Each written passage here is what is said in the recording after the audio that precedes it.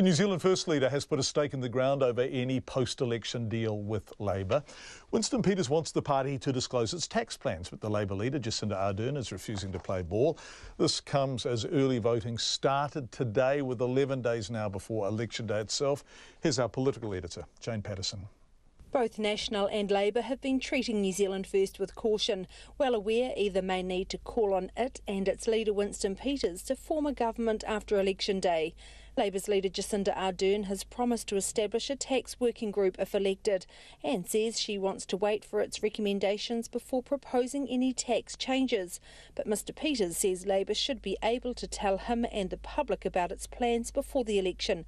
He's demanding more details before going into any post-election talks. Where I am concerned and my party is concerned, post the election, if they haven't told the voters, we would still need to know with great specificity where you're going to go with this tax policy. Otherwise, we're signing up to a pig in a poke. Unsurprisingly, Mr Peters has support from the National leader, Bill English. Labor shouldn't just tell Winston Peters, it should tell the New Zealand public which of its 7 taxes it's proposing are going to apply, what the rates are going to be. Labour has already ruled out a capital gains or land tax on the family home and has said income taxes won't increase.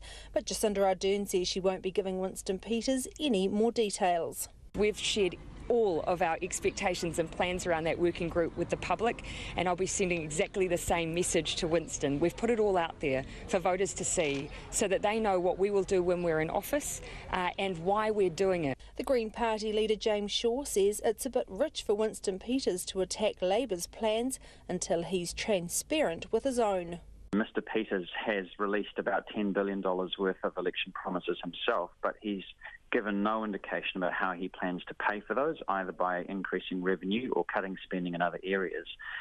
So frankly, I just think it's another case of grandstanding. First stop for Bill English today was at a whānau ora provider in Palmerston North, currently working with 100 whānau. As he arrived, Labour had just announced it would spend an extra $20 million over 4 years on whānau ora, but with that would come more scrutiny and oversight.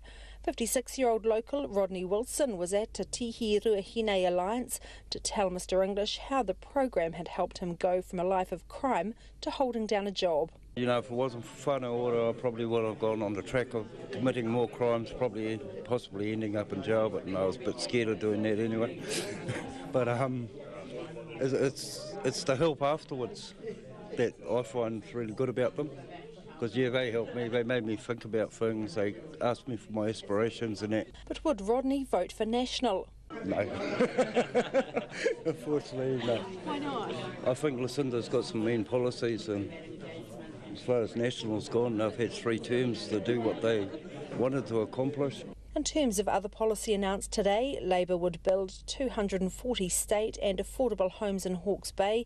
The Greens would fund free mental health counselling for all New Zealanders aged 25 and under. And National is promising an extra $20 million to develop new farming technology. In Levin for Checkpoint, Jane Patterson.